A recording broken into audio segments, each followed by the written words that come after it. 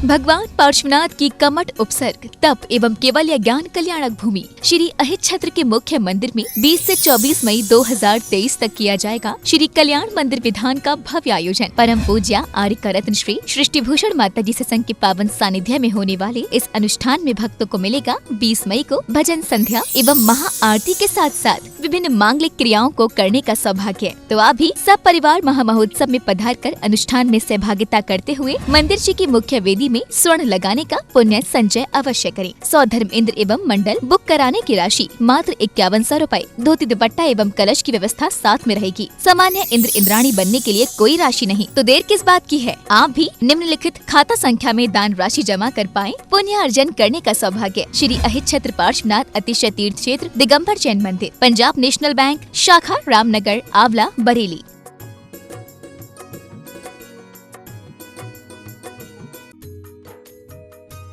इस कार्यक्रम के पुण्यार्जक हैं सृष्टि मंगलम सेवा समिति में आहार उपकरण, ज्ञान, औषध, करुणा जैसे महान कार्य में सराहनीय सहयोगी पुण्यार्जक परिवार श्री ऋषभ कुमार जी, श्रीमती निशा, पुत्री कुमारी रश्मि एवं समस्त लोहाड़िया परिवार, कोटा राजस्थान। श्री विनय कुमार जैन, श्रीमती कुमकुम जैन, आदित्य जैन, नुपुर जैन एवं बेबी मौली जैन, फरीदाबाद हरियाणा। सीए परितोष जैन, सुषमा जैन, श्वेता जैन, नमन, शिल्पी, सौरभ, काशवी, अधरित, कृतिका एवं अनुज जैन, नई दिल्ली। श्री सुनील जैन, श्रीमती शिक्षा जैन, स्वप्निल जैन, अंशुमा जैन एवं विपुल जैन परिवार, कैलिफोर्निया, यूएसए। श्री संजय जैन, श्रीमती नीलम जैन, पुत्री तनीषा जैन, निमिषा जैन, पुष्पांजलि, पीतमपुरा।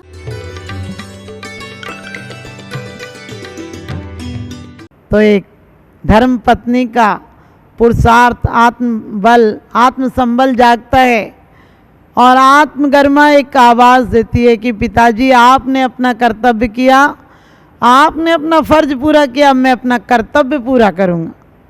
मैं धर्म पत्नी हूँ, कायर पत्नी नहीं हूँ। पति के आगे कांटे बीनना जानती हूँ और पति के सुख में पीछे रहना जानती हूँ और पति के साथ चली जाती है। कहती है अब ये जहाँ हैं वहीं रहूँगी, चाहे जंगल हो चाहे भवन हो, इनके साथ साथ चलूँगी।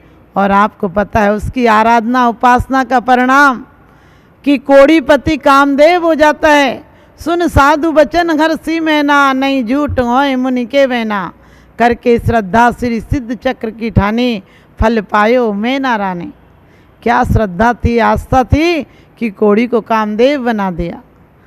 आपके जीवन में भी ऐसी आस्था जगे। आज आप जितने जगह होता है, राग के काम हो, आपके भोग के काम हो, आपके गृहस्थी के काम हो, उसके लिए आप पूरा पुरुषार्थ लगा देते हो और जितने अच्छे काम हो, मोक्ष हो, स्वर्ग हो, सब भगवान पर टाल देते हो। अरे जो कर रहे हो उसका आप फल भी देखो, आपको ही भोगना पड़ेगा। अपने फलों को यदि भोगना चाहते हो, अच्छे फल चाहते हो, तो अच्छे पुरुषार्थ करो।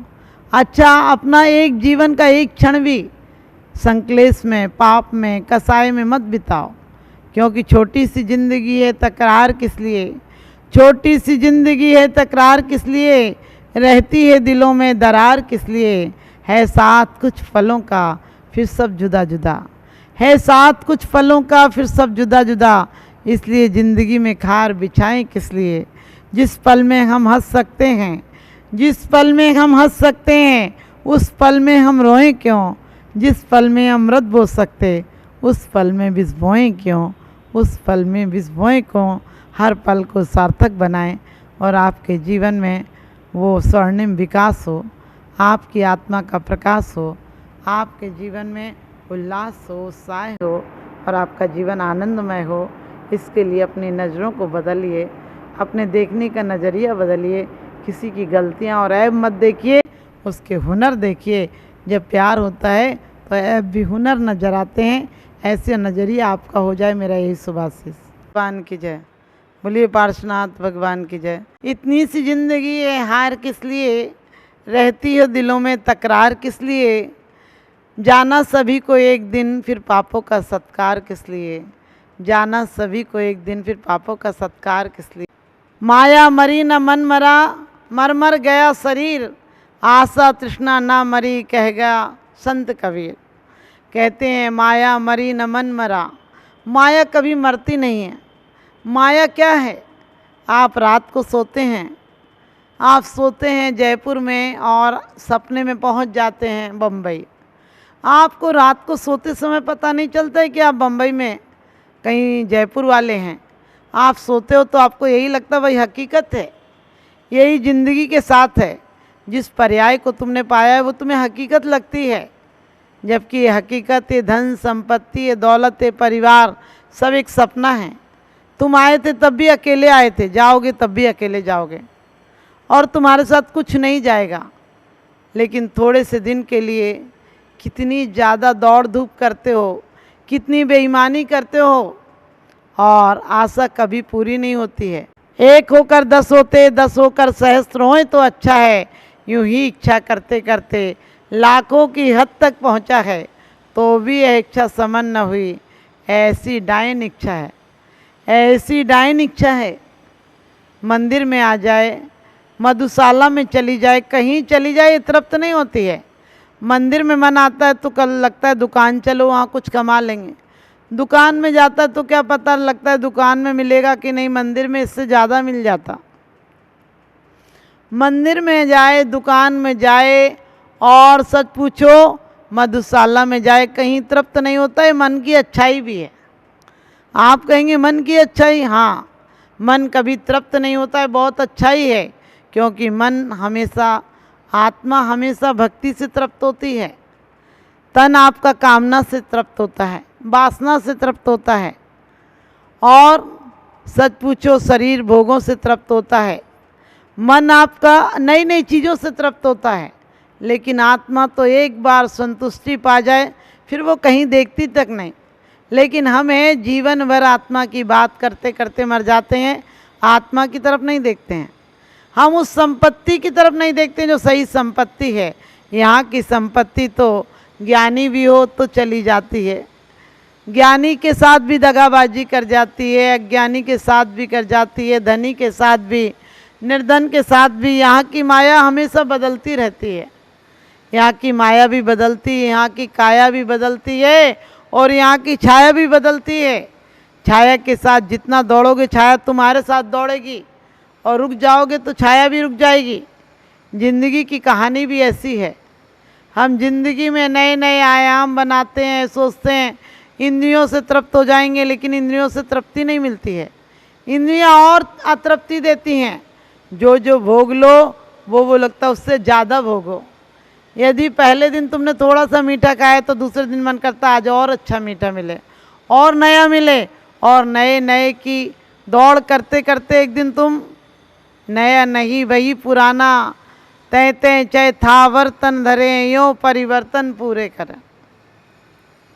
जिंदगी में कितने बदलाव आते हैं, जिंदगी में कितने उतार चढ़ाव आते हैं।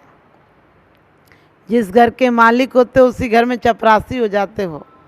जिस घर में हुकूमत चलती थी उस घर में कोई तुम्हारी तरफ देखता तक नहीं है। जिस घर में तुम इतराते थे उस घर में तुम चल भी नहीं पाते हो। जो बच्चे तुम्हारे बिना पत्ता नहीं हिलाते थे, तुम्हारे आगे पीछे घूमते थे, अब तुम उनके आगे पीछे घूमना। तुम करवट लेते थे तो लोग सो नहीं पाते थे। तुम रोते थे तो तुम्हें लोग लोरियां सुनाने के लिए रात रात जागते थे। अब तुम रोते हो और चीखते हो तो बगल के कमरे से ठहाके की आवाज़ आती है। ये पता नहीं कि तुम्हारी चीख से ठहाके लगते हैं, उनकी ठहाकों से तुम्हारी चीख निकलती है। हमारे घरों में वो प्यार था, अपनत्व था, पूरा संयुक्त परिवार होता था, और परिवारों में भी धार्मिक अनुष्ठान था, बड़ों के प्रति बहुत आदर सम्मान था, उल्लास था। त्योहारों के प्रति हम महापुरुषों की जन्म जयंतियाँ ऐसी मनाते थे कि वास्तव में साक्षात उनका जन्म हुआ हो। हम भगवान के निर्वाण कल्याणक के दिन सच पूछो मंदिरों में बिताया करते थे। हमारे बुजुर्ग लोग 10 लक्षण और भादों के दिनों में दुकानें नहीं खोला करते थे। आज हमारे जैनी लोग हिंसक दवाइयाँ बेचने लगे, कीटनाशक दवाइयाँ बेचने लगे। आज हमारे भारत के डॉक्टर मानवता की जिंदा लाशें दम स्वयं तोड़ती जाती हैं, अन्याय अनीति से अपना संबंध जोड़ती जाती हैं। आज मानव कल्याण का बोर्ड लगा होता है, वहाँ मानव का कत्ल खाना खुला होता है। मानवता की हत्या होती है, क्योंकि जिंदगी महलों और झोपड़ियों में जीती है। जिंदगी महल और झोपड़ियों में जीती है, वहाँ सिसक सिसक कर रोती है।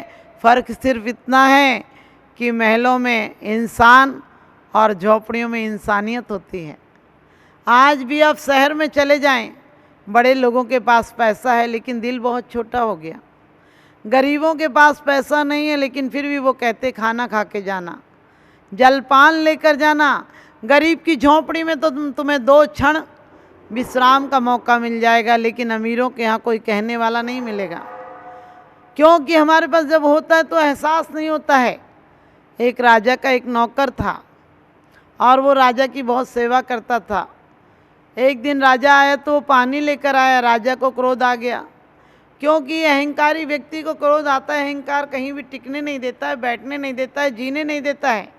आपने देखा होगा अहंकारी व्यक्ति कहीं भी जाएगा वो घूमता ही रहेगा।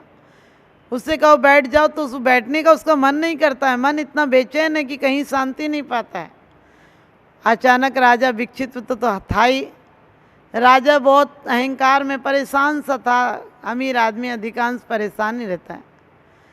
तो गरीब की एक परेशानी कि सिर्फ धन नहीं है, और मानी व्यक्ति धन संपत्ति वाले की और परेशानी है कि धन तो है लेकिन अब सम्मान नहीं है, कोई पूछता नहीं, कोई देखता नहीं, अब किसको दिखाए।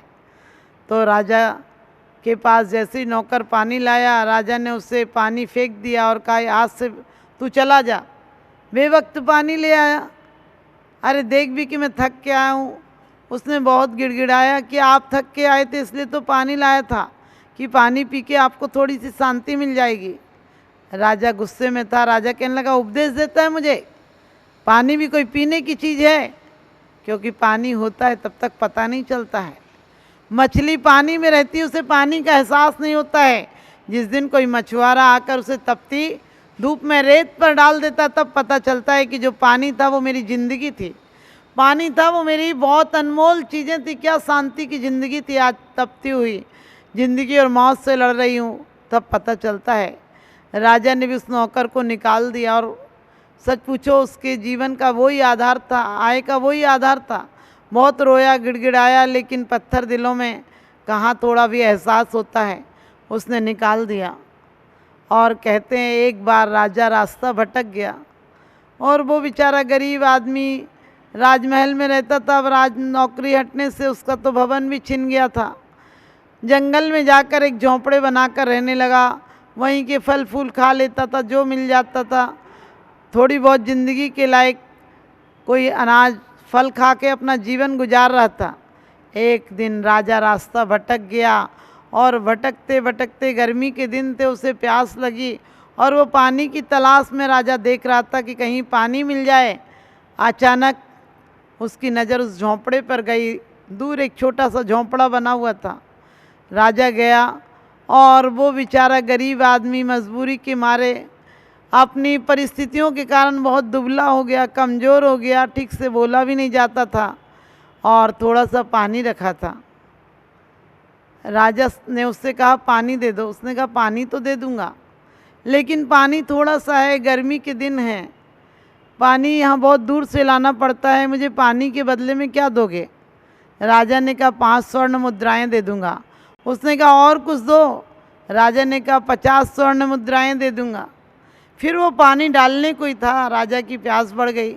राजा ने फिर कहा पानी दो जल्दी। उसने कहा कि मुझे बहुत प्यास लगी है, आप क्या दोगे इसके बदले में? और कुछ बढ़ाओ तो मैं पानी दे सकता हूँ, आपको आधा गिलास दे सकता हूँ। राजा ने कहा 50 गांव दे दूंगा। उसने कहा और कुछ दो। और उसने पानी डाला और जैसे ही देने लगा बोला और कुछ बढ़ाते हो तो दे दूं, नहीं तो वरना रख दूं पानी, थोड़ा सा पानी है।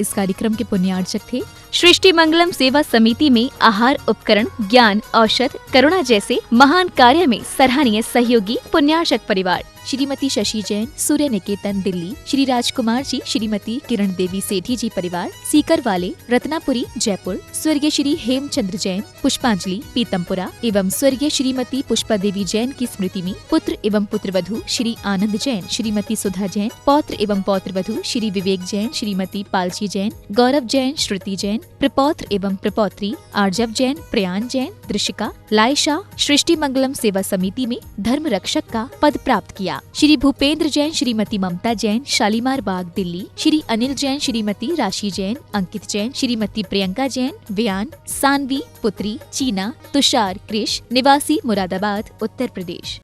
भगवान पार्श्वनाथ की कमठ उपसर्ग तप एवं केवल्य ज्ञान कल्याणक भूमि श्री अहित छत्र के मुख्य मंदिर में 20 से 24 मई 2023 तक किया जाएगा श्री कल्याण मंदिर विधान का भव्य आयोजन। परम पूज्या आर्य रत्न श्री सृष्टि भूषण माता जी सत्संग के पावन सानिध्य में होने वाले इस अनुष्ठान में भक्तों को मिलेगा 20 मई को भजन संध्या एवं महाआरती के साथ साथ विभिन्न मांगलिक क्रियाओं को करने का सौभाग्य। तो आप भी सब परिवार महामहोत्सव में पधार कर अनुष्ठान में सहभागिता करते हुए मंदिर जी की मुख्य वेदी में स्वर्ण लगाने का पुण्य संचय अवश्य करें। स्वधर्म इंद्र एवं मंडल बुक कराने की राशि मात्र 5100 रूपए। धोती दुपट्टा एवं कलश की व्यवस्था साथ में रहेगी। सामान्य इंद्र इंद्राणी बनने के लिए कोई राशि नहीं, तो देर किस बात की है। आप भी निम्नलिखित खाता संख्या में दान राशि जमा कर पाएं, पुण्य अर्जन करने का सौभाग्य। श्री अहित छत्र पार्श्वनाथ अतिशय तीर्थ क्षेत्र दिगंबर जैन मंदिर, पंजाब नेशनल बैंक शाखा रामनगर आंवला बरेली।